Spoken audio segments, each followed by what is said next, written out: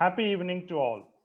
I wholeheartedly welcome you all to the second anniversary celebrations of Onus Hospitals. Before we begin the program, we wish all the doctors a happy Doctors' Day. Thank you very much for saving our lives. As part of the celebrations, we are trying to bring a couple of leaders' talk on reinventing yourself in the post-pandemic world. Let me take this opportunity to introduce today's speakers. The first speaker, Shri Shanwaz Qasim sir, IPS. He is an IPS officer of 2003 batch. He hails from Bihar. In his glorious career, he has many achievements to his kitty. He served as SP of Warangal, Anantapur, and Khammam districts. He also worked as a Deputy Commissioner of Police and as a Joint Commissioner of Police at various locations. He is presently holding the prestigious post of Director of Minorities Welfare for Telangana. He is also a well-known speaker and a writer. Hearty welcome, sir, to Onus Hospital's second anniversary celebrations. We are eagerly waiting to hear your talk on reinventing yourself in the post-pandemic world, especially during these trying times. The second speaker of the day, Dr. A. Sharath Reddy, a renowned cardiologist, Executive Director, Medicover Hospitals, India. He was awarded Gold Medal for the best presentation by the chapter of Cardiologic Society of India for presenting pioneering work on device closure of complex ASDS. He is also a recipient of the Sheshagiri Memorial Gold for the best outgoing postgraduate in cardiology from NTR University of Health and Sciences. Pleasure to have you, sir, for today's session. Thank you, Subramaniam and entire Onus team. Welcome. The third speaker of the day, Mr. M. Ramanaidu, Chairman, Rockwoods Group of Schools, an NIT Warangal, a technocrat and XLRI management graduate who has established K-12 schools, 8 K-12 organizations to cater the needs of children education. Right? Now, without any further delay, let me request Dr. Balraju Naidu, MD, Onus Hospitals, to start the proceedings. Over to Dr. Balraju Naidu.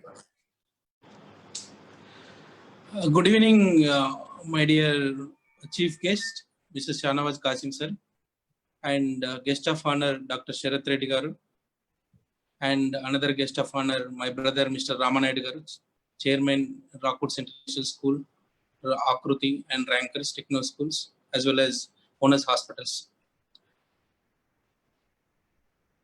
It has been 2 years since we started Onus Hospitals. We are celebrating 2 years of trust and excellence with 1,200 successful surgeries. We thank our patients, doctors, staff, well-wishers for their continued support, trust, and dedication in creating the Center of Excellence for Orthopedic Surgeries. Thank you so much for your faith in Onus Hospitals, and that has encouraged me to accomplish the major milestone. We appreciate every contribution made with the compassion by the extended family of Onus Hospitals. It gives me immense pleasure to greet each one of you on the second anniversary of our Onus Hospitals. Saving and enriching lives with exceptional clinical care, patient-centric delivery, touchstones at Onus Hospital, and it is with the spirit and zeal that we step into third year of existence. Let us celebrate and pray for the betterment of our teams and hospital. And before going for the webinar, I would like to give a small presentation of our Onus Hospitals, what we did in the last 2 years. Subramania sir, can you show the PPT? So before starting Onus Hospitals, we have our own vision to be leader in patient first, compassionate medical experiences through adoption of new technologies and innovation in services. Can you go to vision mission one? Yes. To build, our mission is to create a, to build healthier lives and inspire hope and contribute to the field of medicine and the community where we exist positively. We strive to provide our patients, their families and local communities global healthcare, exemplary treatment and deliver can beyond their expectations. And lastly, our values are responsibility, compassion, inspiring attitude, integrity, excellence and assertiveness. And as our tagline says, your responsibility is on us. We touched 20,000 patients and we treated many people. Next slide, sir.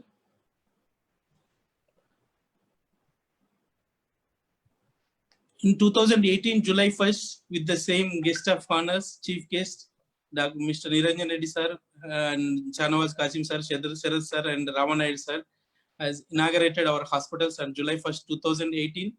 And in 2019, July also, we did first anniversary with same guest. Next slide, sir. With same guest.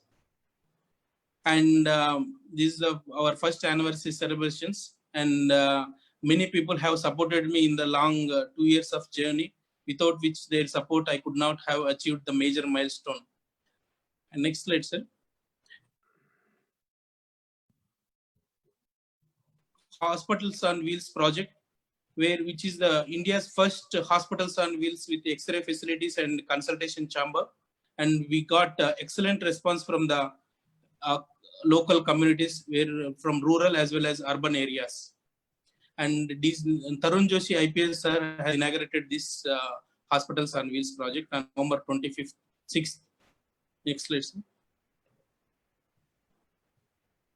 And our visiting consultant, Dr. Raja Chandrasekhar, surgical oncologist, does almost 6 to 8 major cases in our hospital. Dr. Sridhar Reddy, general surgeon, Krishna Chaitanya, gastro surgeon, and our anesthesiologist, Dr. Amarendra Reddy, cardiologist also, Dr. Shabarinath, and surgical gastro, Dr. Sudarshan Reddy.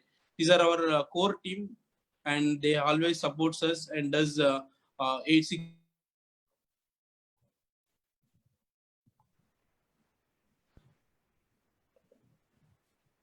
These are our 2 years outpatient registration. In 2018, we have seen 4,790 patients. In 2019, we have seen 10,000, and 2020, we have touched 5,000 patients. Average, we have seen in the 2 years, 20,000 OP patients. And 2019, 370, 2020, it is 172. Orthopedic surgeries also, in 2018, we did 280, and 2019 720, and 2020 360. Overall, we did 1,200 surgeries in the last 2 years, and it's all because of patients' trust, well-wishers support, continued support that has paid us to achieve this major milestone in 2 years of time. And next slide, please. And these are major initiatives was taken on behalf of Onus Foundation, where we did patients were screened for knee pain, back pain, and shoulder pain, and 5,350 X-rays were taken. Among them, 200 plus free surgeries were done on behalf of Onus Foundation. This is the major milestone without which we could not do any social work. This is the biggest achievement of our hospital, which is very important for me, which gives a lot of satisfaction by doing service at community levels as well as in urban and rural areas. Next slide, sir.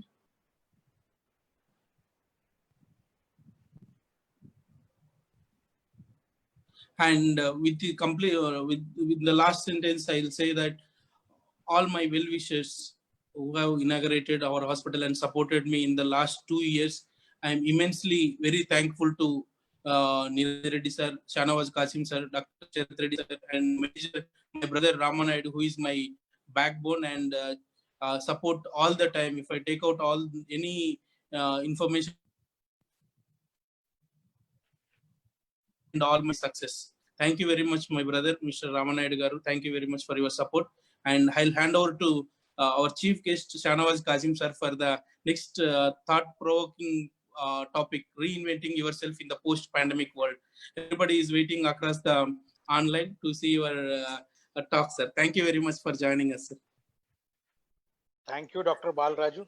First of all, I would like to congratulate UNAS Hospital for such an exemplary services and performance during the last 2 years, and especially you for leading the entire UNAS team and hospital. It's a kind of a committed service to the society. And in these days, we really believe that doctors are the real saviors, and institution-wise, hospitals are the place where new generations are being saved for future of the society. So I thank you and your team once again. So this Thank is you. my opening remark. Now let me start with the topic which we wanted to discuss today: how to reinvent ourselves in the post-pandemic world. This is the topic which is in the mind of everybody, not me only. Everybody is thinking about how to reinvent themselves. Let me begin by a very simple explanation that if you look at the theory of science, our galaxy was formed 14 billion years ago by Big Bang. So that exactly is the time in which our galaxy was formed, approximately 14 billion years ago. And when did the first life start on Earth? 4 billion years ago. That means for 10 billion years, from 14 billion to 4 billion, 10 billions, there was no life on Earth. This is a truth verified by science. Now tell me what happened that after 10 billion years, the life began to come on Earth. This is an indication that you have to reinvent. By design or by accident, Earth must have reinvented itself or done something to create situation in which life would have prospered on Earth. So that is the first reinvention which we can talk about and think about: how to reinvent. A planet reinvented itself to see that life grows on it. Why others planet could not do that? Why they could not create life? Because they did not probably reinvent either by design or by accident. So that my first thing is that reinventing yourself after any pandemic or endemic or any situation is as old as the Big Bang and the creation of life on Earth. So this is not a new thing that we are doing. Second thing is that if you look at the history of mankind, man has always been reinventing themselves. If you look at the history, there were around 9 people who were similar to the Homo sapiens, which we are. Why 8 did not survive and why only Homo sapiens survived? That is also a thing to ponder about. It is because of the fact that we reinvented, the Homo sapiens reinvented themselves as far as environment is concerned, as far as geography is concerned, as far as our weaponry tactics were concerned to fight with the other human-like species, the adaptability, the migration, long distance migration. If you look at that, Indonesia had Homo erectus, they did not survive.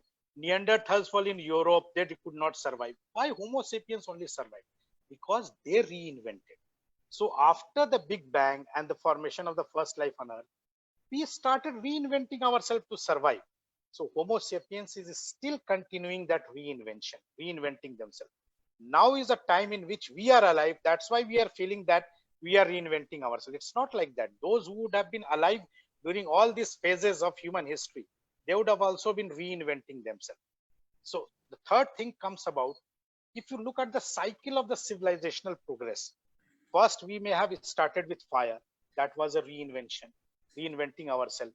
Then after hunting and gathering, we started cooking. Then after that reinventing of fire, we have gone to the agricultural and settled society. That was also a reinvention. Wheel was a reinvention which changed our lifestyle. Then after that, agriculture, urbanization, this conquering of the seas, then settled communities in urban societies, trade, then you had industrial society, and now we are coming to the age of fifth generation after the steam engine. These are all reinventions of humankind. We cannot deny the fact that we have to constantly reinvent. Sometimes it is seen, sometimes it is not seen, but reinvention goes on.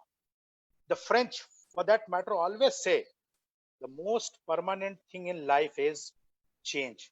There's nothing called permanent thing in life except change. And we have to accept that change has to be there. So I will come straight away to 2-3 points in which we can reinvent ourselves. One is that reinvention of our mindset. We must reinvent our belief. The system in which we have been believing earlier, it has to be changed slightly. We have to change the way we see life now, change the way we see ourselves, the way we see the world. Everything is in flux. Right now, while I'm talking, 2 companies are searching how to survive. I will give you the example of 2 companies. Olympus is a great name in digital photography.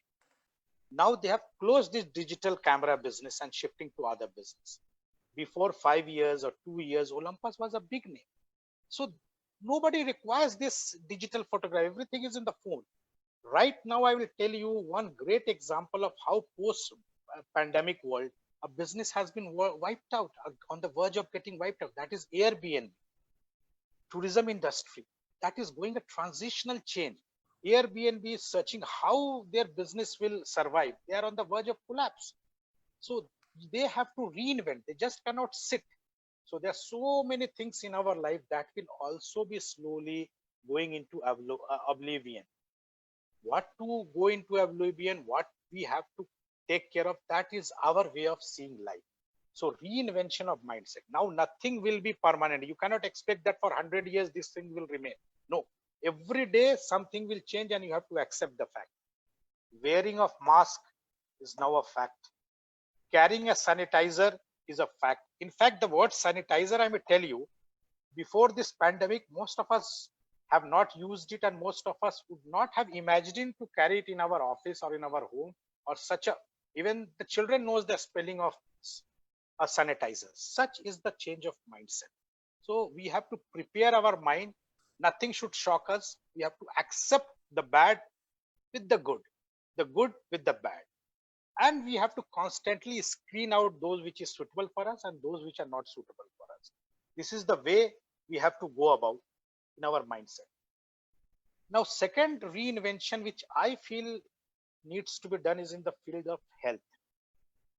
Earlier, we used to think that health is a area in which we will take out some time to give it to health. Fitness is something which is not required as of now because I'm busy in something else in our career. Fitness will take precedence after a certain year. Health only comes after 40 years or 50 years. Before that, everybody is healthy. These kind of notions in which health and fitness was regarded as something different from your lifestyle, everyday lifestyle, that thinking has to be changed. Now, fitness, health is a part of your daily lifestyle. You have to inculcate this in your daily life. It is not that you have to take out extra time grudgingly by giving favor to it. No. Make it inbuilt. Like in phone, some apps are inbuilt. You don't have to download it from the apps gallery. So likewise, health and fitness is a kind of an app which has to be built in your daily routine, daily lifestyle. It should not be downloaded as and when it is required. Now, the second question is that how to go about that life, health. It is up to you to go into whatever satisfies you, whatever gives you relaxed mind, whatever suits your body. But some kind of fitness and health has to be. If somebody likes running, they should go for running. Somebody likes jogging, they should go for jogging. Somebody likes to walk, they should go for. Somebody like gym, they can go. But as we see the world as of now, collective sports is a long term desire. It may not happen immediately. We cannot go out and play football. We cannot go and play out cricket. What will be there is an individual kind of a fitness exercise, or one or two type of a game in which two people can play. That kind of things you can work out. So even in health and fitness, you have to reinvent yourself what suits you. Thousands and thousands of videos are there. There's no dearth of literature. Nobody can say that because of lack of knowledge, they are not able to take care of their health. That is totally unbelievable. In this world, nobody will believe. In fact, regarding COVID and Corona, most of us know the same thing as any well-read or doctor also knows, except some of the technical terms and matters. So many literatures are coming, but how to filter, what to filter, that is up to us. So the first reinvention was of our mindset. Second, I will tell you about health. Third is how we look at our progress and our material and our success and our career. That you have to look at it different. Nothing is going to last, let me tell you. If you're planning to make it for 10 years, 15 years, 20 years, that after this I will do that thing, nobody can guarantee you in this post-pandemic world. What will survive, which idea will survive, which job will survive, which thing will survive, nothing can be guaranteed. So what is the way out? The way out is to constantly be prepared for changes. You cannot have complete attachment with material things. You have to use the material. It is for using. It is not for saving for 20 years or 15 years. It's just something like this. If you have a food, you should eat it at whenever it is required, not to keep it in the fridge for 3 days, 4 days. When I will feel hungry, I will eat it. That third day, fourth day may never come again. So the way we look at our wealth, the way we look at our money, the way we look at our career, that always has to be in the moment. Moment is more important. Your present is very important rather than planning long time. Short time planning of your career goals, freelancing of your thoughts. These are the things that will be in common nowadays. So you have to reinvent yourself in that mode. Think that everything is in a flux. If you accept that fact, nothing is difficult for you. Your money, if it is lying in the bank, if you guarantee that you use it after 10 years and for 10 years you will wait to use that money, I think you are losing on the move. Use it, live in the present, spend it on your hobbies, spend it on your health, spend it on the fitness, spend it on something which makes you live that moment according to your own earnings and your capacity. But use the material aspect. It is not for lying idle to be used after 20 years or 30 years. Intergenerational use cannot be guaranteed. Within that generation, you try to use that. That is the third thing which you have to reinvent your thought for the material aspect of your life. Fourth thing I would talk about is having a mental toughness. These are trying times. Things are in flux. Things will happen what tomorrow nobody knows. It's a kind of a situation in which nothing can be predicted. A kind of a situation in which you feel like giving a prediction or a definite direction to your life, but you are not able to give it. You're not able to remain stable in your thought. Today you have some idea about how the things will work out. Tomorrow another story will come out, another research will come out, it will say something. So in these times, it is very difficult to maintain your sanity and your mental balance, especially with the rise of fake news, with the rise of hateful news, with the rise of concerted news to disturb. You have to maintain your sanity. You have to do some research.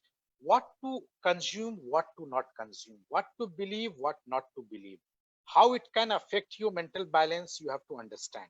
If social media is affecting your sanity, stop the social media. It is not a must. You start developing the art of talking, start developing the art of reading. Until unless you don't develop certain aspect away from this busy schedule or from your work or for your stress, mental toughness is going to be very difficult. You should not cow down. These are trying times in which your mental toughness will be tested more than anything else. Tough times don't last tough people last. You must have heard that. So what is that which will guarantee you toughness? That is knowledge. The one who knows more, fear less. I will tell you something about why we are able to save so many lives in a cyclone or a thunder or thunderstorm or a typhoon, because we have more knowledge now about the weather. We know how much speed the wind will be, how much rain it will be, where to evacuate, where not to evacuate. Why it was not possible 50 years down the line? Because we never had knowledge. Now, since you want to become mentally tough and to save yourself, have knowledge, read, see good videos, do not jump into social media unnecessarily, screen out the fake news. If you have that kind of power of knowledge, you will fear less, you will have more mental toughness. Ignorance will always make you fear. It's like groping in the dark. You are at the mercy of the darkness. So try to enrich yourself in this with knowledge. Now is the time to dust your books in your library and start reading it. That will give you mental toughness, nothing else. Last, I want to come. Develop some kind of hobby. If you are not developing in this post-pandemic world some hobby, you will never be relaxed. You will never be peaceful. If you like to listen to music, please make it that you listen. If you like reading books, read it. If you like seeing movies, you see it. If you like talking, if you like writing, whatever relaxes you, whatever gives you a sense of satisfaction outside your career. Hobbies are those things which satisfies you outside your career.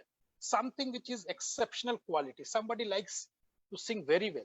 They can explore so many things in which you can test your singing abilities.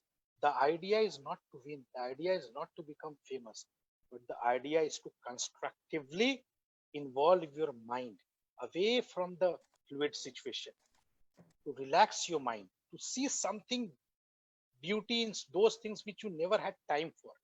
That is reinventing your own self. Everybody has capabilities. I myself did not know that I have capability to do certain things. When I started doing it, I understood that why I was not doing it for so many years. Because I always thought that hobby is something which is a luxury, which only we will do when we are retired or we don't have work, then we will do hobby. It's not like that.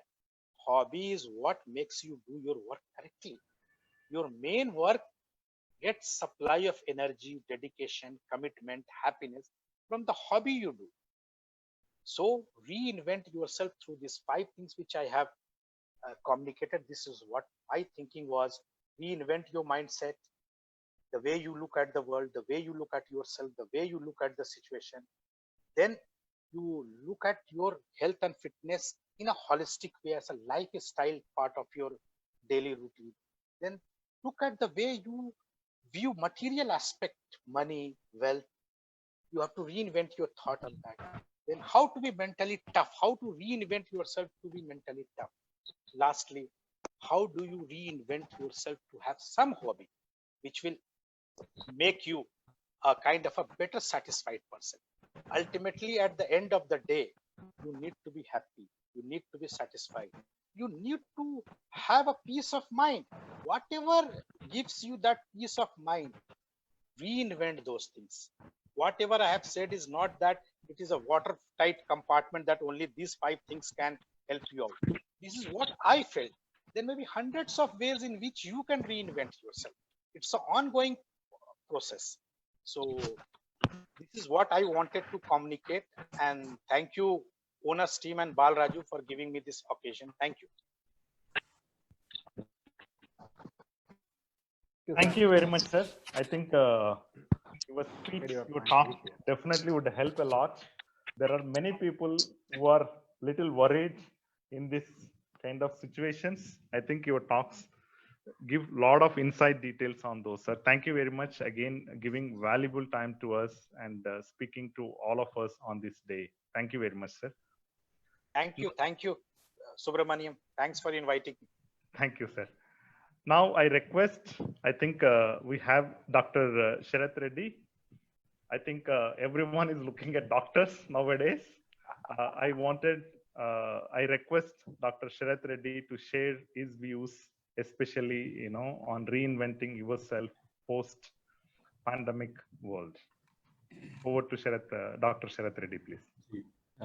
Thank you, Subramaniam, and Dr. Shanvas Kasim sir. See, he nicely packed his presentation, of reinventing oneself, beginning from planet formation and to where we are today. Before going into it, my heartfelt congratulations to Dr. Balaraju and team owners for a remarkable 2-year growth of your hospital. And what is very prominent in this particular hospital is that free camps which you are doing and free surgeries which you offered. And this is something which definitely I lack, right? See, what generally happens for any professional, as you grow more and more scientifically, so you will move away from the bottom of, your bottom where you started your growth or where you started your work. So I honestly, submit that, I moved away from the bottom. So, but see, that is very remarkable, in whatever work you are doing, you are still anchored to your bottom and, you are still doing, you are packing, your science with as well as social responsibility in moving forward and, in helping people. And I, once again, congratulate you and continue this journey, right? Continue this journey the way it is. So at least you are blessed in doing that. You continue. Thank you very much, sir. Thank you. So yeah, now coming back to reinventing, ourselves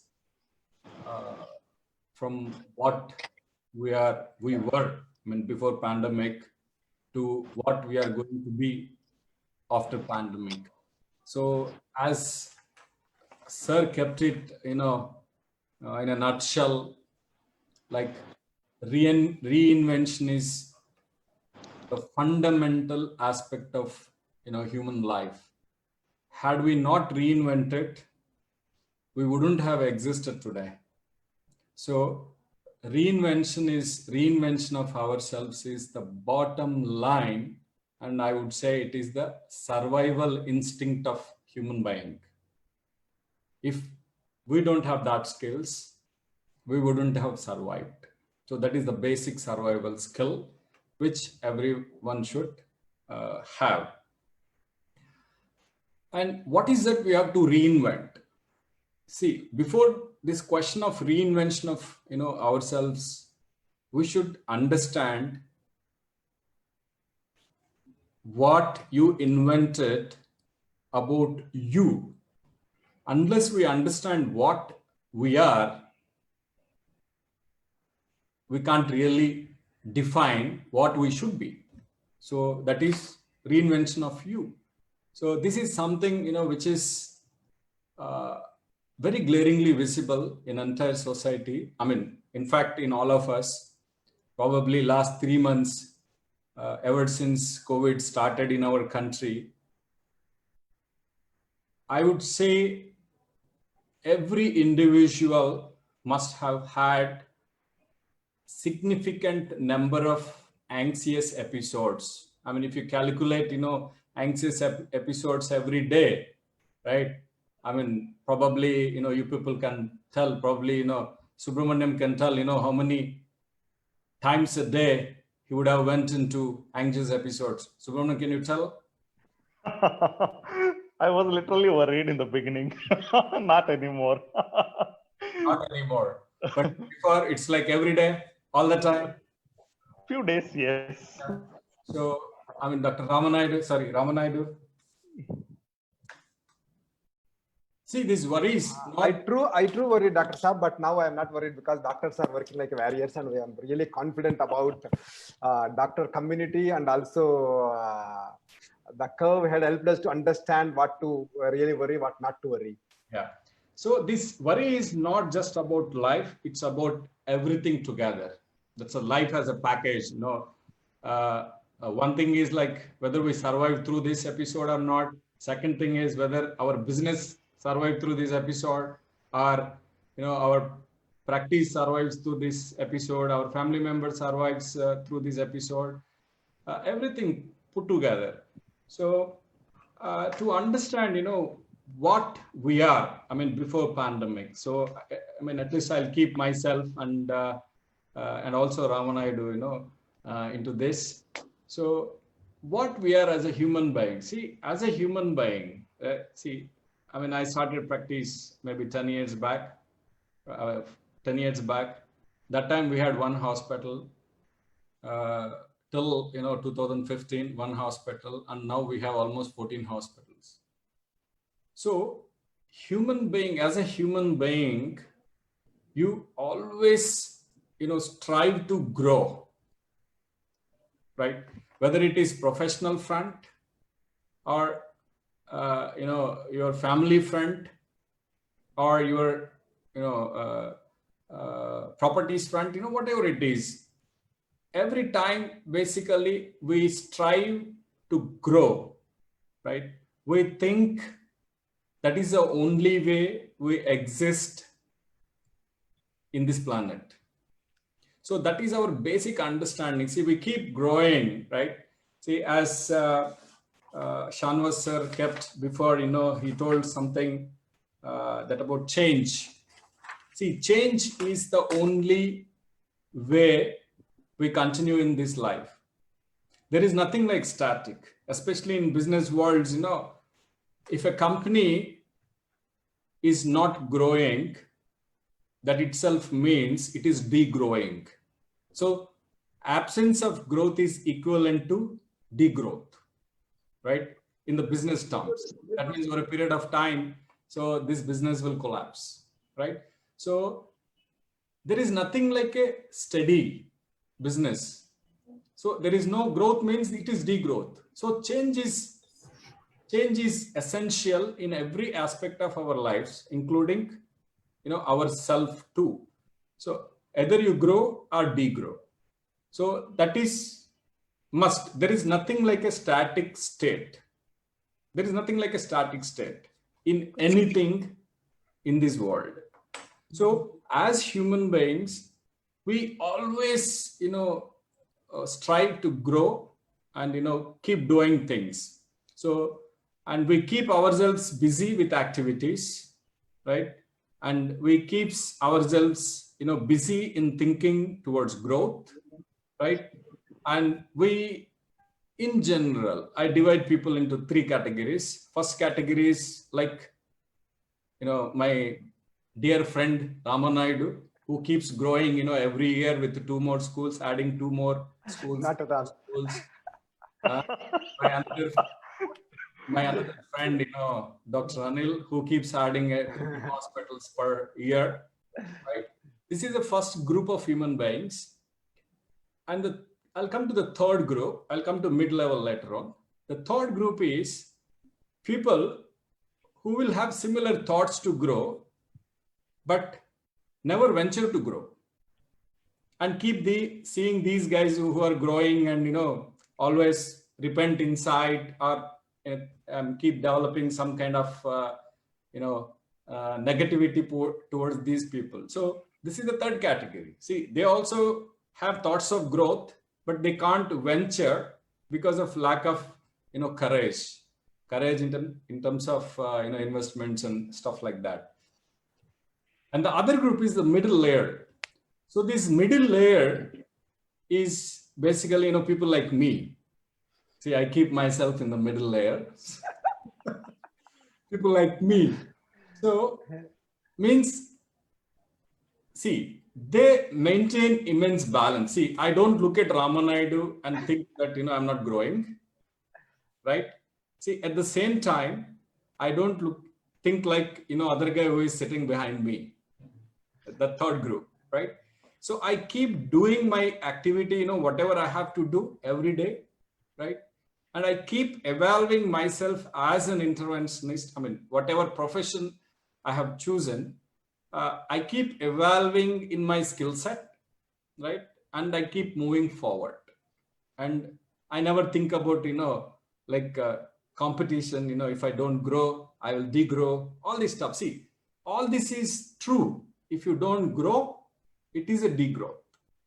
But having that sense of growth, no growth in the mind itself creates a stress. And that itself pushes us to do more and more things. So to put it in a nutshell, so as human beings, we always think, pluses and minuses of every activity of ourselves, and keep doing things and keep ourselves more busy. If I see, 2 patients today, I aspire to see 10 patients after 1 year. And once I start seeing 10 patients, I aspire to see, 100 patients. So this is the style in which human being works. Be it a doctor, be it a, Ramanaidu, expanding schools, number of schools. Okay. So this is how we work. So we think we are here to stay active and keep doing activities, right? So now I'll come to the point, why we have to reinvent, right? So before reinventing, I said we have to invent, what is there in us. And so far I explained, that is what we are, right? And what is this reinvention? Why this question of reinvention is coming? See, when this pandemic started, right?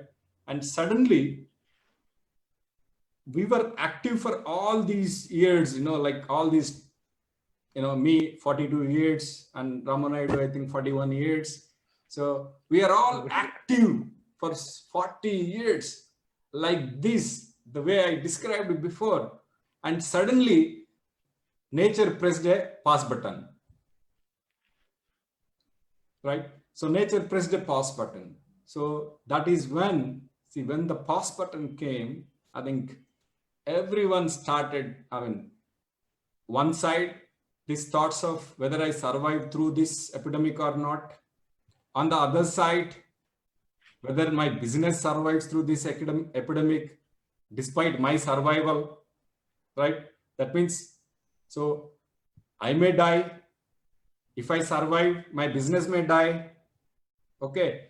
Or if I survive, one of my family members may die. See, all these kinds of, thoughts started poking our minds. Okay. Because we are past. We are just sitting quietly and, started thinking about all these things. So as human beings, we are not used to these kind of pause buttons in our life. So the best, answer out of this pandemic for me and also for all of us is getting used to pause buttons in our life. Creating pause buttons in life, not with pandemic, but, by ourselves. So this is very, very important. So that is where you can reinvent. So from an active individual doing things all around to taking a pause button, right? And thinking about what you are and how you have to evolve to next level. So this pause is very much needed for entire humanity. And in fact, so because of this only, I can say, so far Ramanaidu never conducted this reinvention. Dr. Balaraju never thought of, reinventing himself. Because of this entire pandemic and pause button, this question of reinvention came. The reason is, again, we are never used to these kind of pause buttons in our life. So how to reinvent ourselves? So my take on this reinvention of self. So first you identify, yourself. Whatever I quoted is myself and what I perceived on Ramanaidu. So this is what, this is my perception. So in that way, everyone should have their perception on themselves or their true assessment on themselves and start working on that reinvention of yourself. That is basically, self-development. So, which we have to do. So coming to certain things, which Shanwas sir quoted, like certain words, which we never heard before, we are hearing, like, sanitizer or, mask, which we never followed before, mask. And to many extents, this word quarantine and isolation, I think even most of the medical professionals also don't know quarantine before this pandemic. And see, now we are quarantined. That's why everyone knows, what is quarantine. So now, see, we are getting used to these kind of words. More than the words, we are getting used to these kind of new life. So new reality, right? And we are never used to these kind of meetings before, these kind of virtual meetings. If someone wanted to meet, just go and sit at a hotel and, and call people for dinner and sit and then discuss. See, and we are not used to, this is a new reality. Virtual meeting is a new reality, which we already adapted. So that's how, so the best answer out of it is, keep changing yourselves, right? Keep adapting to the new realities which are going to come. Today is the pandemic, tomorrow it could be something else. Like tomorrow it could be India-China war, and after tomorrow, yesterday I heard one more virus which is waiting to do world rampage, again from the same country, that is China, right? So it's a virus from swines, which may jump across species and which has a potential to cause human to human spread. See, we really don't know what is waiting for us in future, right? So anything may come forward, but what we have to do today is preparing ourselves for any kind of eventuality. See, anything can come. So, and life always throws you different challenges in front of you. So life never goes the way we predict, the way we aspire for. It always throws, new questions. And what is important for every human being is preparing himself to stand. That is what our beloved speaker told, before. That is preparing yourself or achieving a mental balance. It's ultimately, it is like achieving a mental balance to handle or to face any kind of situation in future. So what is the best way you can bring mind into balance, right? See, in my opinion, and in fact, whatever I have practiced, to bring this balance into my mind. So this mental balance is a very crucial thing for every individual in this world. That's the only thing, which brings morality into whatever you are doing in your life. So to give you one example, that example about my profession, right? So when a patient comes to me, he comes with, many symptoms, right? So based on the symptoms, my examination, I'll come to some diagnosis, right? And then based on my diagnosis, I treat the patient, right?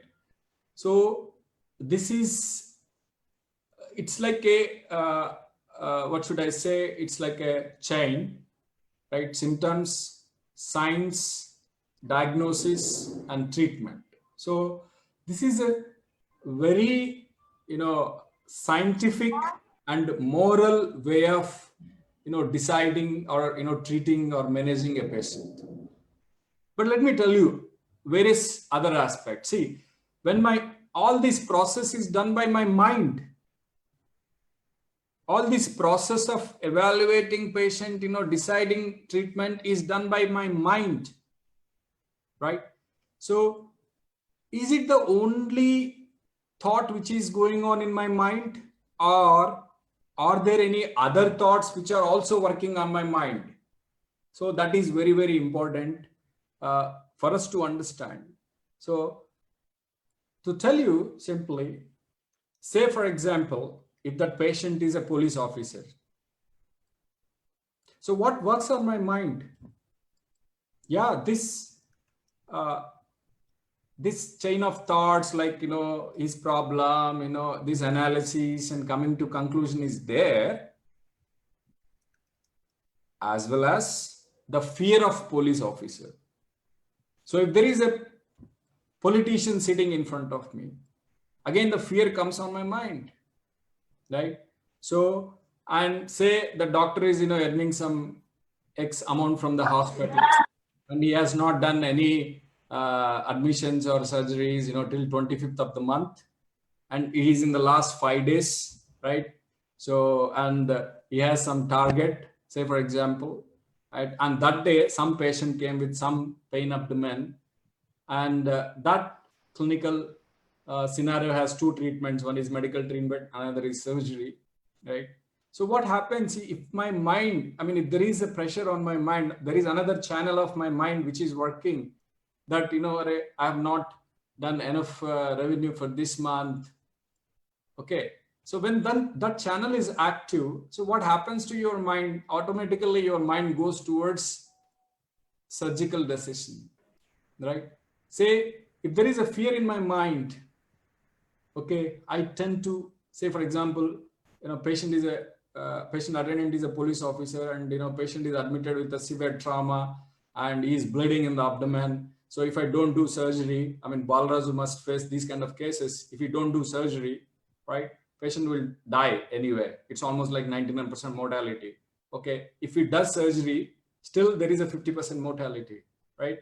So in such a scenarios of 50-50, outcomes, what a doctor does, if the fear is dominating his mind, he keeps himself away from the surgery. He will just say, continue medical therapy, right? So in this way, see, mind has many channels. So there are many channels working in our mind simultaneously, right? But which channel is dominating your decision, you should be very, conscious of, right? So if my mind is not channelized,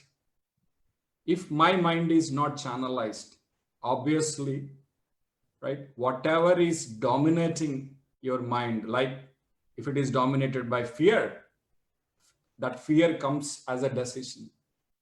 If it is dominated by, your revenues, that comes as a decision out of your mind.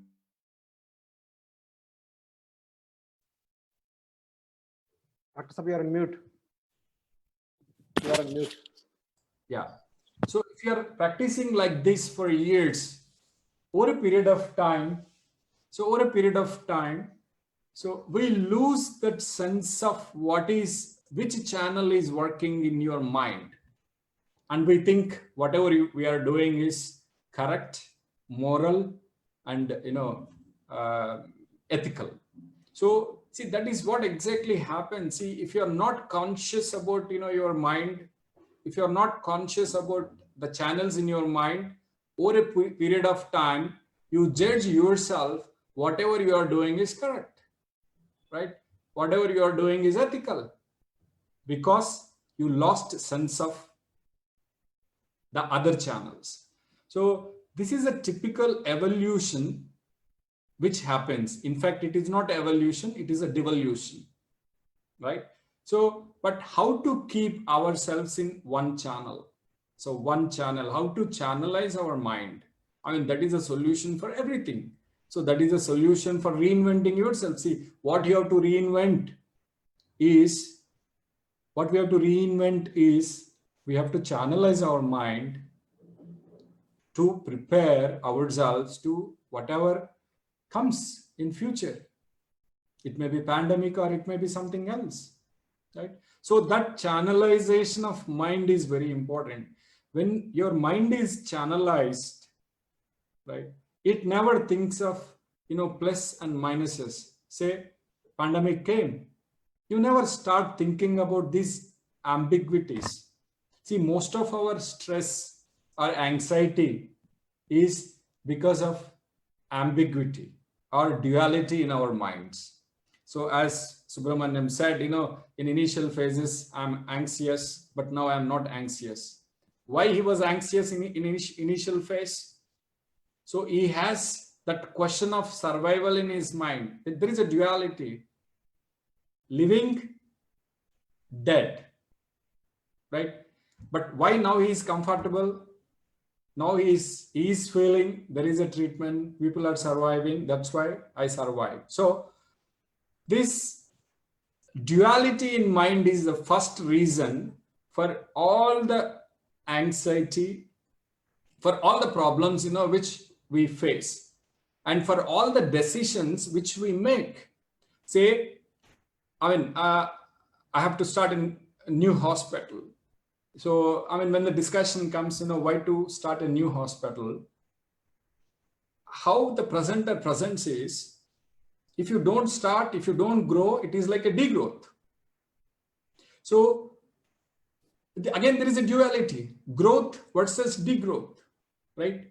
But now presentation is never like, straightforward. So, all these dualities in mind is the major reason for the problems, any human being is facing, in his life. So the duality brings confusion into mind. See, duality brings stress into the mind. So stress is not there in the problem. Stress is not in the pandemic. Pandemic is not a stress.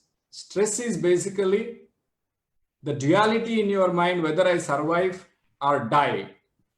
That creates stress. So the moment you channelize your mind, see, your mind and you start working beyond dualities. So this duality is gone from your mind. Your mind is completely channelized. So there are no multiple channels. But how to channelize mind? So, and the only way, there is no, drugs won't channelize mind, right? The only thing which channelizes mind is some meditation techniques, right? So that is the only thing which helps any individual. So once you do meditation and channelize yourself, channelize your mind, then everything you're going to face, which is around you right now and which is going to come in the future. See, you can completely see in a different perspective. And this question of, anxiety or, death, all this stuff, it won't come. So your existence becomes, it's like you will live the moment the way it is. So, that is a key in life. Our earlier speaker said, you have to live the moment. See, today we are not living moment. See, when you are thinking about whether you survive at the end of a pandemic, means you are thinking about 3 months later or 4 months later. You are actually not in the present. And whatever you are doing right now, you are not really doing it. You are not really living it. So that living in presence comes automatically. So then every minute of you acts as, hours or days. So the moment channelization comes into mind, every minute acts as 24 hours. Whatever you can do in 24 hours, you can do even in a minute or hour. So that's how human mind works. See, ultimately, for me, reinvention of ourselves means it is basically we have to reinvent. First, you invent how your mind is, and then you start reinventing. That is channelizing your mind, taking some technique, right? Whatever technique possible, for me, heartfulness meditation worked. For you, something else may work, or same thing may work. So you take that and learn to channelize your mind, and so that you can face any kinds of threats or any kinds of situations. Need not be threat, any kind of situations. Even to face family members, you have to learn.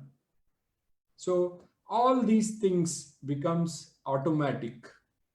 So the moment your mind is channelized, you will become very sensitive individual. So sensitive means everything which you are going to do, the impact of that on the other individuals, you will be very sensitive. So the way you do things changes completely, right? So the moment you go into that kind of automatisms, I think nothing can shake you. So adapt some technique, right? This pause is much needed pause for every human being living on this planet. So adapt some techniques. See, that is, you have to pause every day. If you can pause every day with some meditation, you can face these kind of pauses very easily. So, I mean, that is what I want to convey. For all our participants or audience with us today, and probably we can open it for discussion. Subramaniam Naidu. Thank you, Dr. Saab. Thank you. Awesome and wonderful message you are given.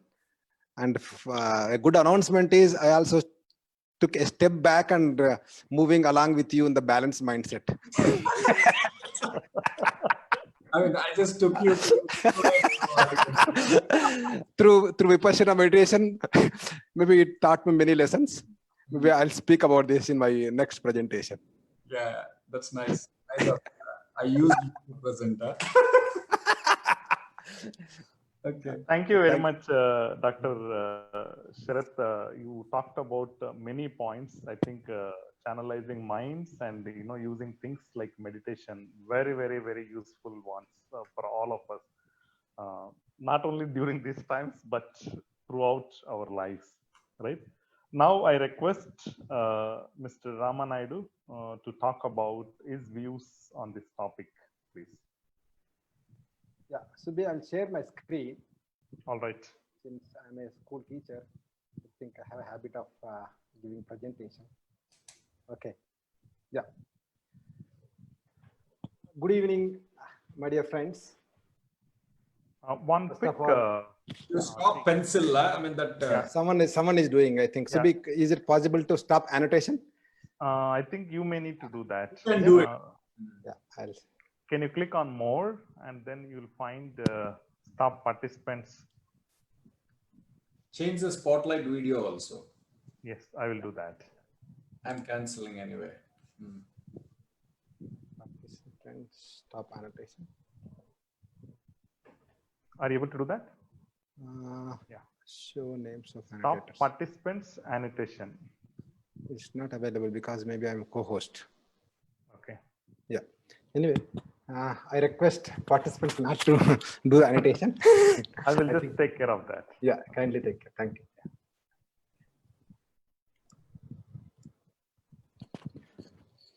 So good evening, my dear friends. Let me congratulate Dr. Balaraju for completing his 2 years of wellness journey and achieved many milestones in his life. With his consistent performance and grit and the passion towards his profession. I really felt very much happy to be associated with Wellness Hospital as a family member, and also associated with all other friends who are involving in his growth. Today, I would like to talk about, during this trying times, bizarre instances, we're all thinking how to stay fit, improve our immunity. If two people meet each other, the first discussion is about regarding corona pandemic or immunity. I'll just share my life story today, or my personal experience of last 6 months. So I'll give you one very good habit. Be proactive.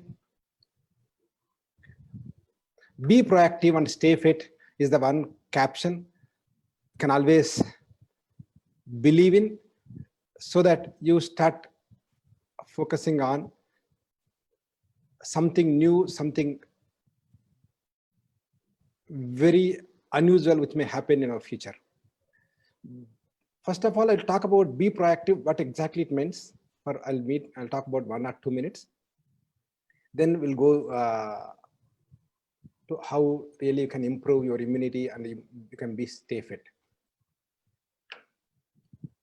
The proactive habit means you are trying to take the responsibility of your actions, of your life, or your decisions. Neither the pandemic, nor the circumstances, nor the people around you should influence your decisions. And no day you can blame someone else for the causes or for the decisions which happened. Our proactiveness helps us to improve the immunity. Our proactiveness should help us to face any difficult or challenging situation in our life. That's how you need to build your value system, so that you can face any difficulty by working on yourself rather than blaming the current situation, whether it's a pandemic or the people around you or the governance, whatever is happening. When you are really proactive, when you take the responsibility on your own, when you have your own immunity system built, when you are really careful about maintaining the distance, following the norms of the present pandemic issue, obviously you yourself can take care of it, and you can also help guide many people. So proactiveness is such a good habit. I encourage all of you to practice day in, day out, consciously, subconsciously, even unconsciously. When you start practicing, your family members, your friends, the people around you also will practice. That will give you a lot of value addition. Whatever Dr. Sharath Reddy said, or Mr. Shanawaz Kasim sir said, evolution will happen from you, so that you can help yourself and the people around you. With that introduction, how one can stay fit with his food habits and in day-to-day schedules, work-life balance, and also his emotional and mental balance. We, from our childhood onwards, we never got an opportunity, or we never have a curriculum of how one can be fit, how one can balance their life, how one need to really follow. No exam test these kind of skills. Mostly we work still industrialization theories, industrialization laws. We really focus on how to evolve ourselves in the growth mindset to achieve something, to accomplish something, not about how a human being has to be happy and peace and harmony. That will start with us. So let me tell you my own experience. I was weighing around 90 kgs in the month of January first week. I visited Dr. Sharath Reddy along with one of my best friends. Then that day he seriously advised a few things, why I should lose weight. With that advice, that credit goes to Dr. Sharath Reddy. That day I took a decision of, within couple of months, I promised him that I will come back to him with whatever the expectation from a best fit patient or a person. So I took almost 3 to 4 months time. I lost around 20 kgs of weight.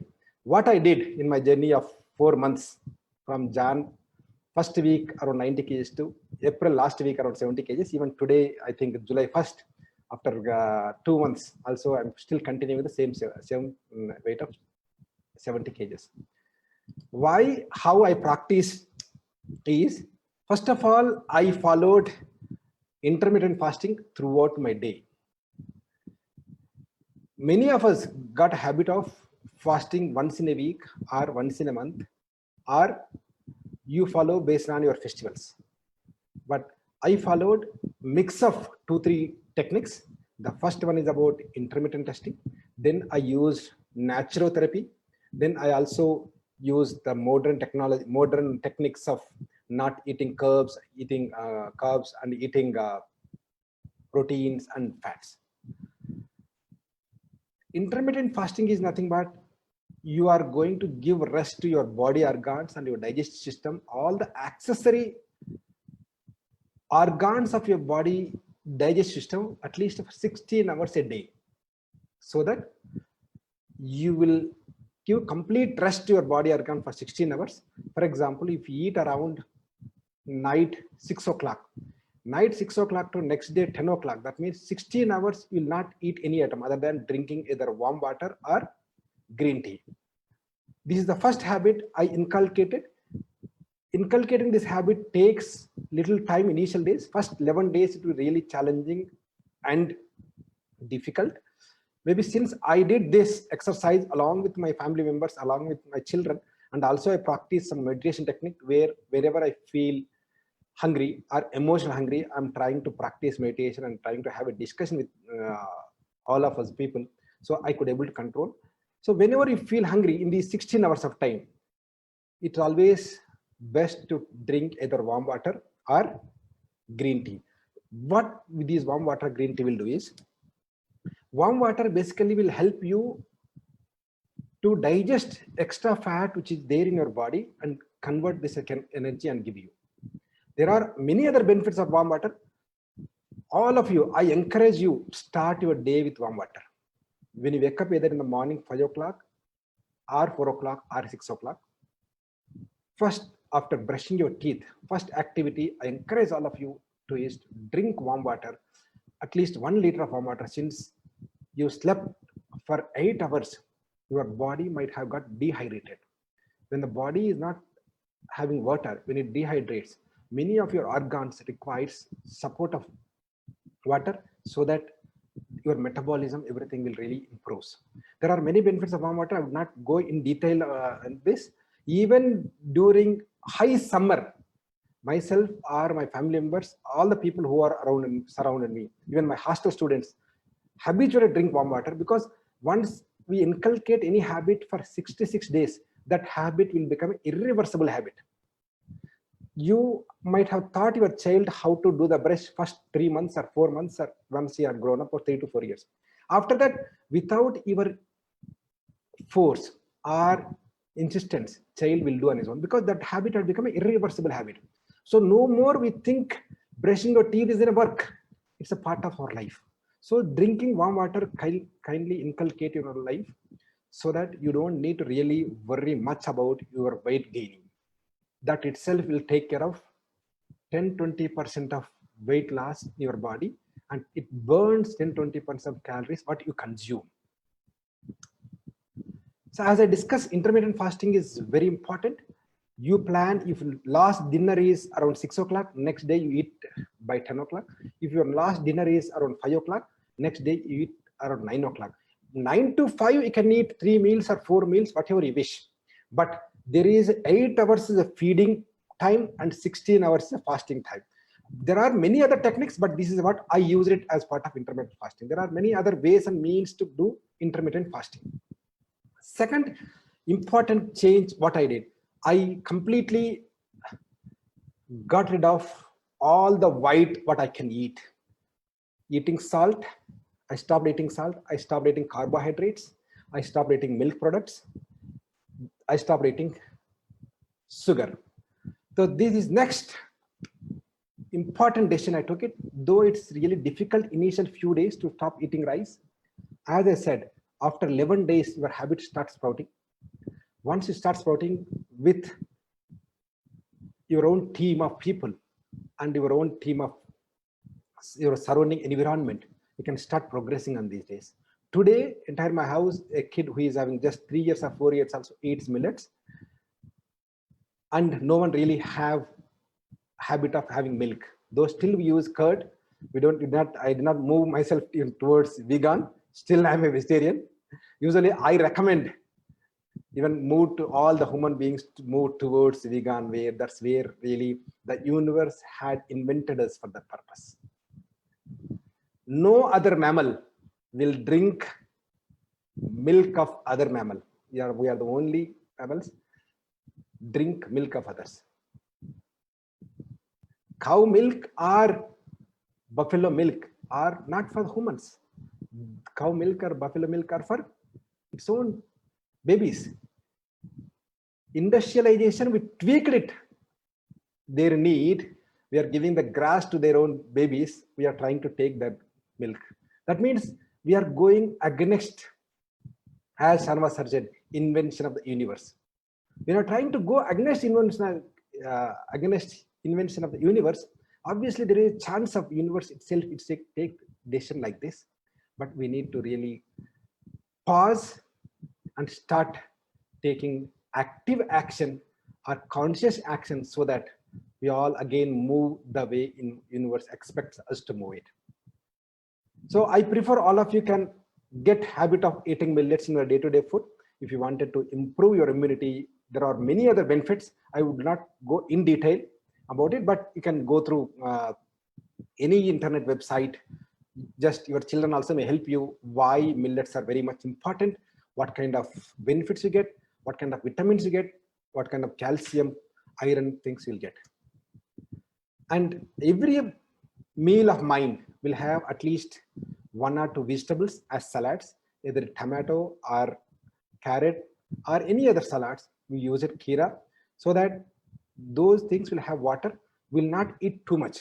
Before eating some meal, we always got habit of eating some salads, so that at least 25% of meal is stomach is filled, so that you will not gain weight because of calories you consume through carbohydrates or proteins or fats. One more habit, either dinner or meal, you start taking soups, whether it is a tomato soup or any other soup, so that you really not feel like eating too much of solid items, so that you may not consume too many calories. Since we all habituated from the past few years, eating is luxury. That's how our culture is built. If two friends meet, the first thing, rather than our intellectual discussions or debates, we only prefer to have lunch, that is sumptuous lunch and great eating. That's how we feel that honoring our guest. That's the culture. We have been doing this for centuries onwards. So we cannot change overnight or over a year, over a decade. So to cut short your calorie consumption, you need to use few other these things. Still will continue with our culture, but there is a way where you can cut down your calorie intake. Though diet is such a most important thing, what you eat, what you are, right? There is another important aspect of this. At least you need to exercise every day 20 to 30 minutes to improve your metabolism, to enhance your body activities. It is something like sharpening your saw. For example, if you wanted to work for 8 hours, something like woodcutter is going to cut with this saw without sharpening it, he may take 10 hours. If you spend half an hour time or 20 minutes of time, I'll promise you, with my own experience, I have seen my 8 hours of performance at least doubled or 25% more compared to the comparison to the day when I did not do physical or running or any other exercise. That means if you perform 20 to 30 minutes of physical exercise on a particular day, that means you are trying to sharpen all your body organs. The way woodcutter sharpens his saw, you take this as a part of your work. Instead of working for 8 hours, you only work for 7 hours. Still, you will get 10 to 12 hours of productivity in your life. It's my personal experience. I have seen you start experimenting it. Initial days is very difficult to start practicing this when you start waiting, but when you start habituating this habit day by day, step by step, and you may need some group of people. All these things, we are all human is a tribe. He always had a habit of moving with others, working with others. Even 1,000 years back, the story Shanavas sir shared, right? 1,000 years, we are all hunter-gatherers. We have a habit of going in group, working in group, whether to hunt animal or to save, protect ourselves from animals. So when you do these activities in a group, either along with your family members or with your friends or with children, that will give a habit. When you create a habit, habit will create you later. So initial days is maybe difficult to create a habit of these kind of things, whether food habits or physical exercise habit. That is worth, and you start getting the benefits for your longer duration of time. As I discuss about intermittent fasting, when you finish your dinner around 6 o'clock, if you sleep around 9:30 or 10 o'clock, you will get almost 4 hours of sufficient time to digest entire food, whatever you have taken. This sufficient time digest entire your food so that your body organs or digestive system do not require to do any work while you're sleeping. Then your sleep will be completely to give you the rest, not your body organs will not be working on your digestive system. Obviously, when you sleep after eating, what will happen is you may need to really, your organs may need to really work on digesting it. Though you sleep it, that's not a sound sleep. That's not unconscious sleep. Where you're going subconscious sleep. The subconscious sleep will not give you complete rest. All of us need minimum 6 to 7.5 hours of complete sleep. That means you are not should not even move out of your bed. You should not even move from one place to other place. You are really in an unconscious sleep.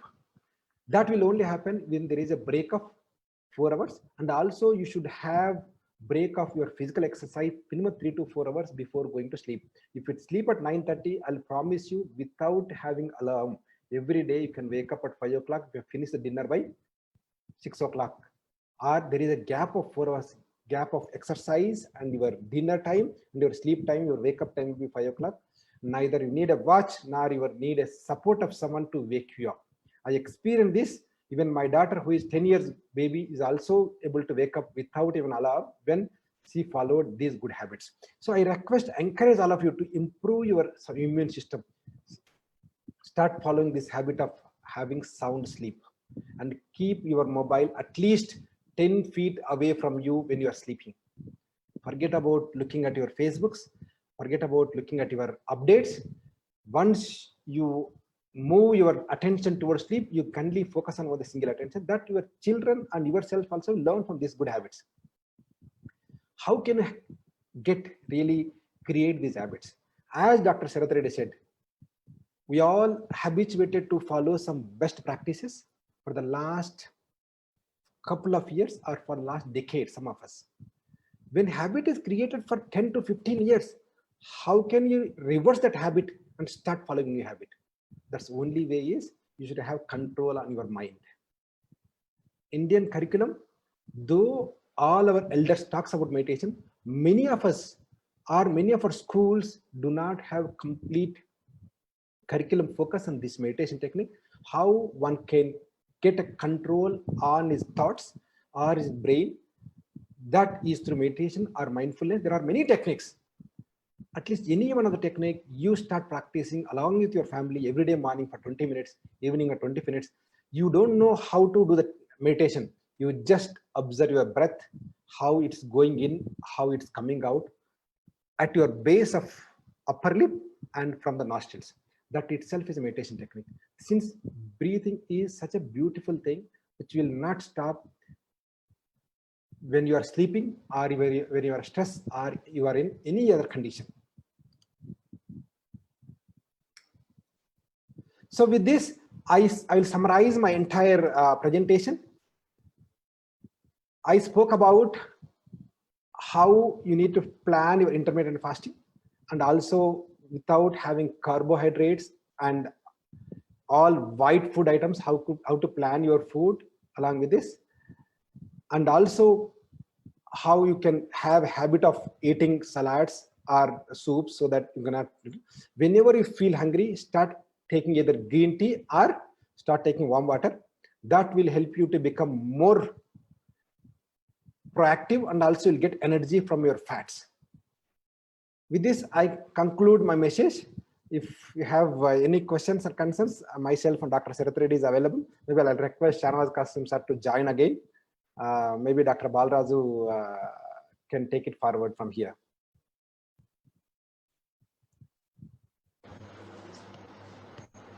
Thank you very much, Mr. Ramanayudu. I think you shared your wonderful experience with some of us.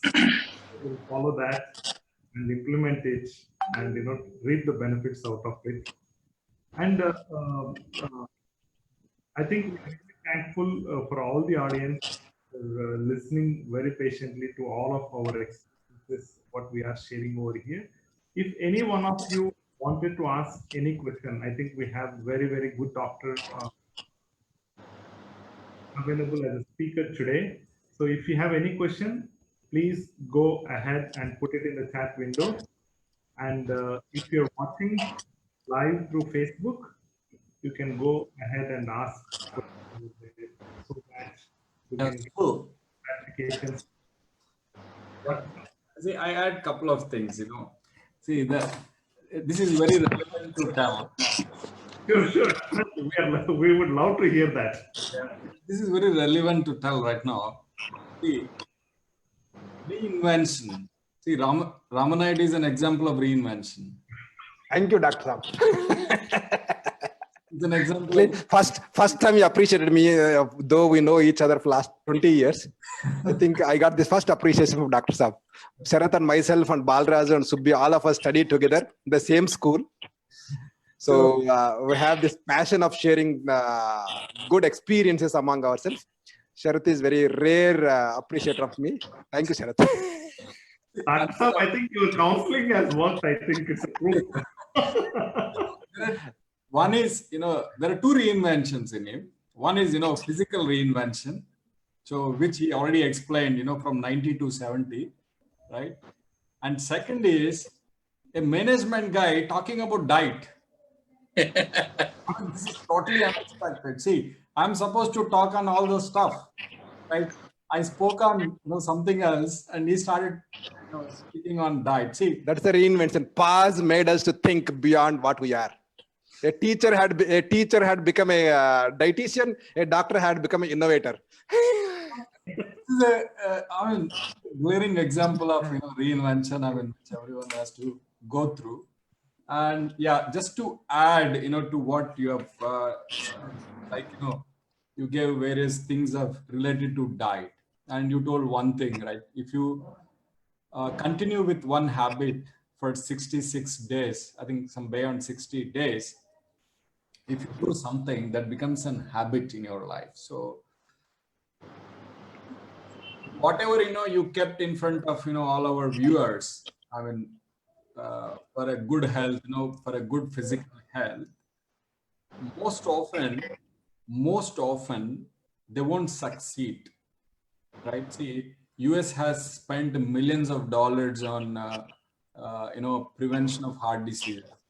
Okay. They couldn't achieve anything. See, the reason why we know that this is good, whatever Ramanayudu is said, most of us knows that it is good, but the problem is we don't follow.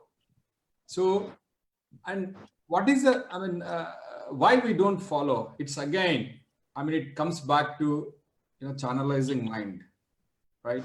See, if someone can channelize mind, see, there is a sweet in front of you, right? So, say for example, you are a diabetic, there is a sweet in front of you, right? See, your heart says, please don't eat it, you are a diabetic, but your mind says, I am missing sweet. So the moment, this duality comes into your mind, see, if you go beyond these dualities by channelizing your mind, whatever Ramanayudu told right now, you can practice very easily, right? So to put it simply, if you can meditate and, channelize your mind, and rest of the things are very easy to bring into your life, like diet, physical activity, discipline into this diet and physical activity. All these things comes automatically. That is what I said, automatism.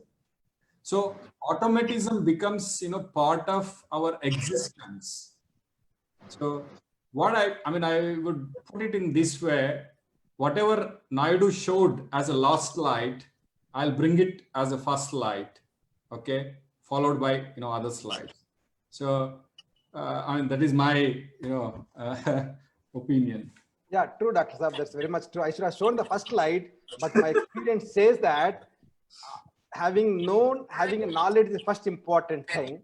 Then after having knowledge, how to inculcate this habit, that is a way to take it forward. In fact, if I should have not practiced Vipassana meditation for 10 days, I should have not followed this entire diet course in spite of your trigger or Babuji trigger, whoever the triggers behind me. This is the beginning point, but I'm trying to bring the knowledge, then how to take it forward. As Dr. Saab said, without having control on your mind, without having great innate feeling that you should really do it for yourself.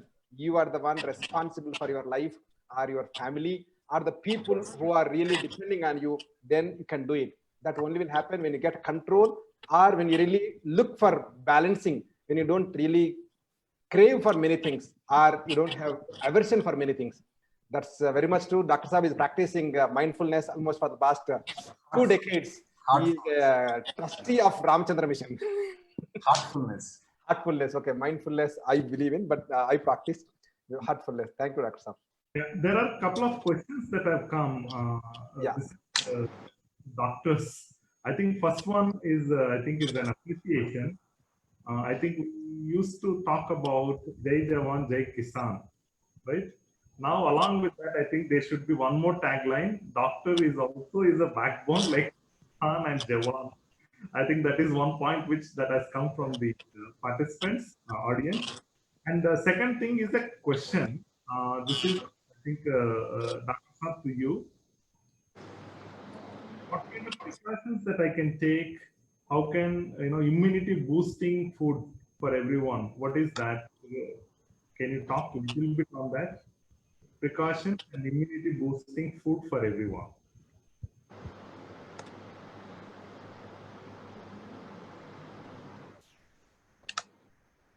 Dr. Saab, question for you. I am not a doctor here. Dr. Sharath Reddy or Dr. Balaraj should respond. So be spotlight, Dr. Sharath Reddy. That's true, but see, in the last 1.5 hours, I realized I know less than what Ramanaidu knows.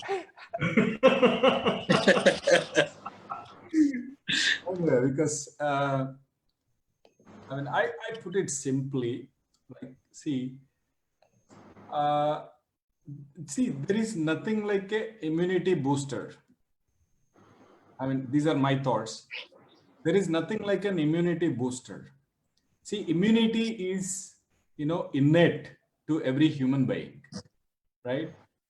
But what we do, because of our habits, mainly diet habits, okay? Because of our habits, over a period of time, we eclipse our immunity or, we, suppress our immunity.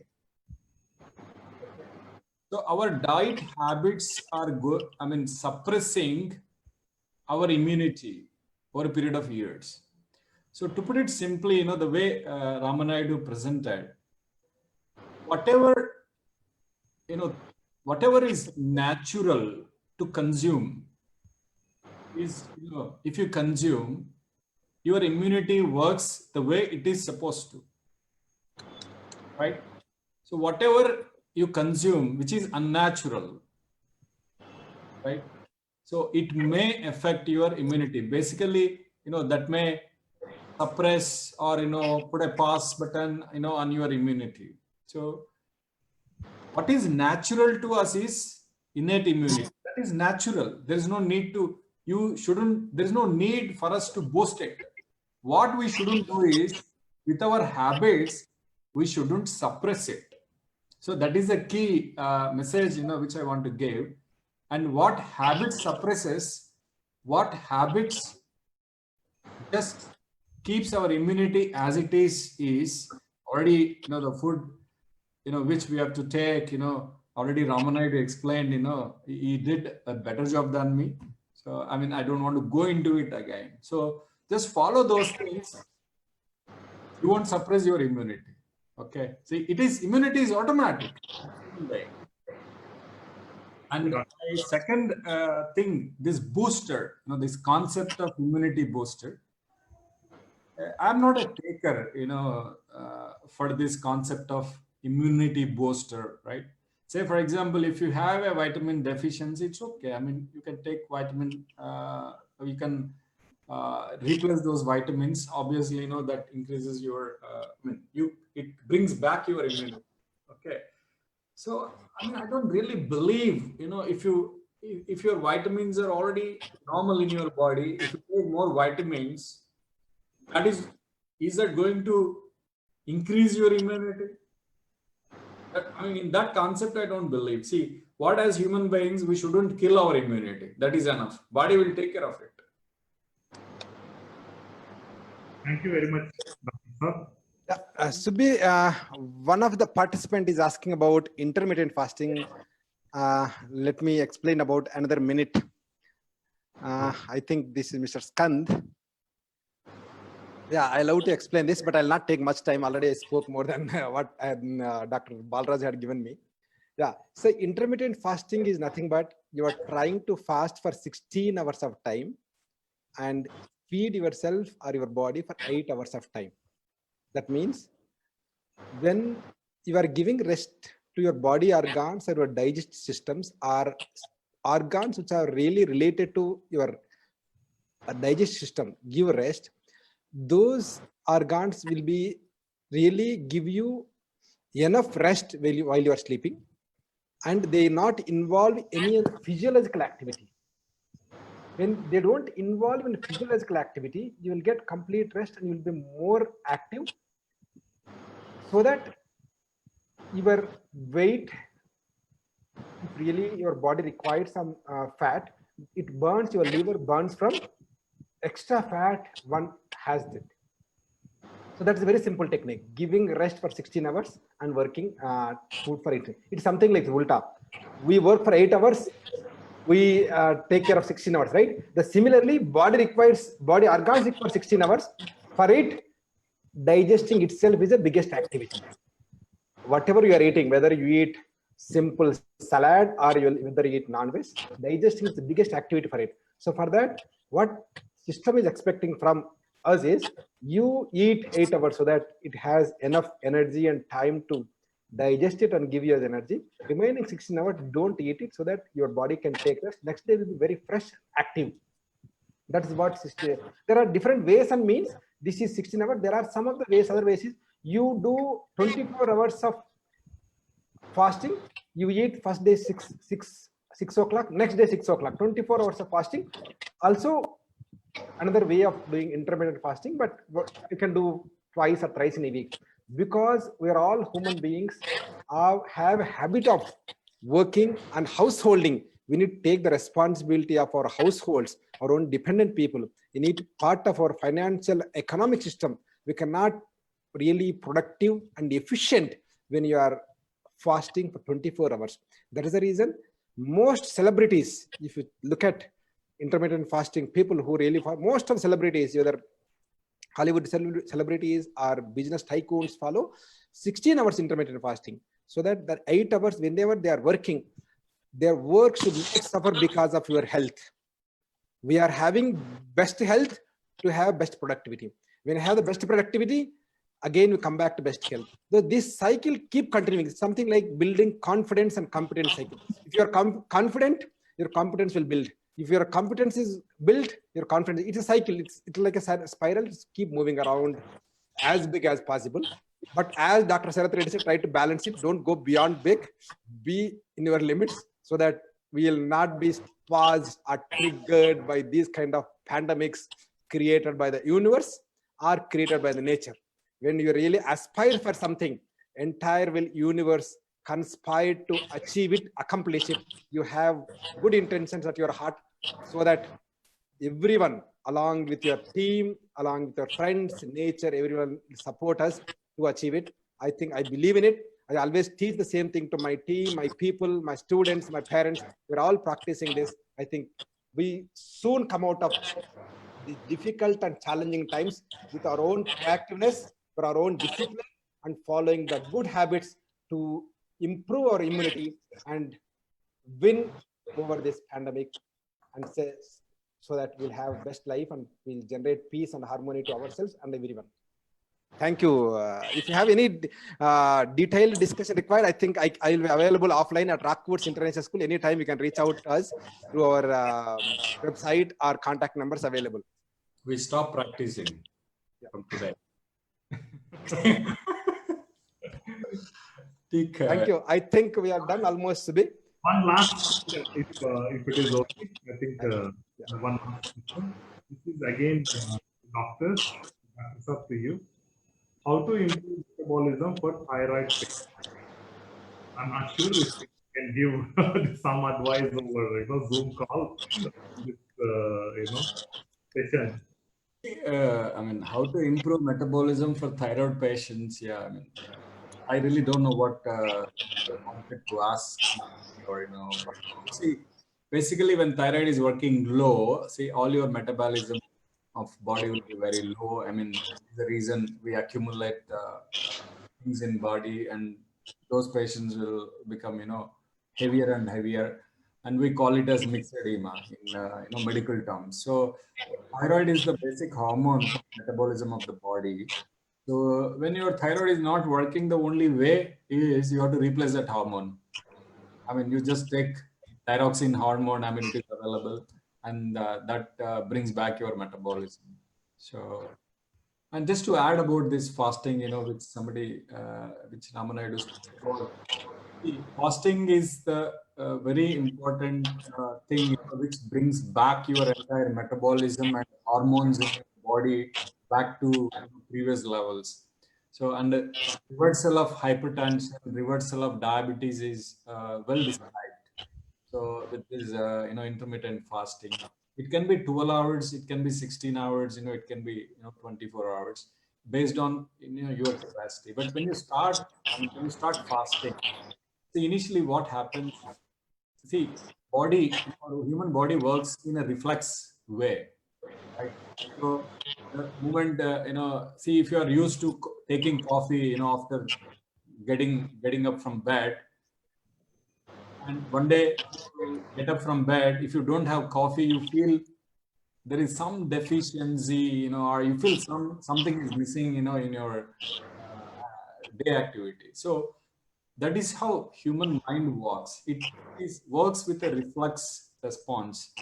So when you start fasting, initially, I mean, say for example, you ate at around 8 o'clock, and your next meal is around 2 o'clock every day. So the moment you're approaching 2 o'clock, right, your mind starts saying, it's your lunch time, right? That's how it works. So whoever is starting fasting, initially, many people keep saying, I'm developing headache, that's why I have to eat, I'm developing something else, that's why I have to eat. Yes, to some extent it may be true, but to a larger extent, it is your mind's play. See, your mind has not accepted fasting, but you wanted to do fasting, and somewhere you are developing this conflict in your mind, and it comes in the form of headache or giddiness or stuff like that. So you have to learn to handle this. When you start doing fasting, first prepare yourself fully. I mean, prepare yourself, and it should be like very natural. It's not like I'm doing fasting, I'm doing a great thing. See, it should be natural, right? Just do it, and don't think too much about it, right? Don't what should too much about it, right? It should be natural.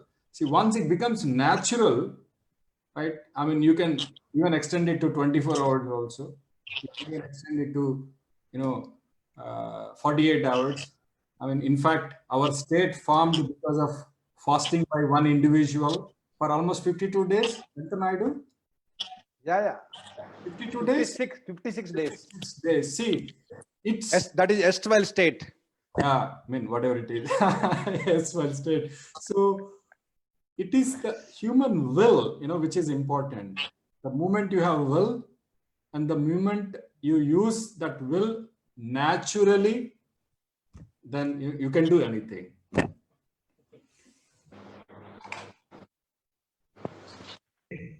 I think questions perspective, I think that would be all, but there is a lot of thank you, especially to doctors and all the speakers, thanking for sharing very, very, very valuable information. I think most of the participants have thank you notes for sharing a lot of valuable information, during this session. I think anything else, Dr. Bal, before I can start? So we can start vote of thanks actually. My end, I really thankful to our chief guest today's chief guest, Mr. Shanawaz Qasim sir, and in spite of busy schedule, Dr. Sharath Reddy sir attended and enlightened about how anyone should come out of this post-pandemic world and reinvent themselves. And my brother, Mr. Ramanayadu, given a lot of inputs regarding how to lose weight. 4 months, 120 kgs, 20 kgs in 4 months. And he really changed and attained all whatever anyone can achieve in he achieved.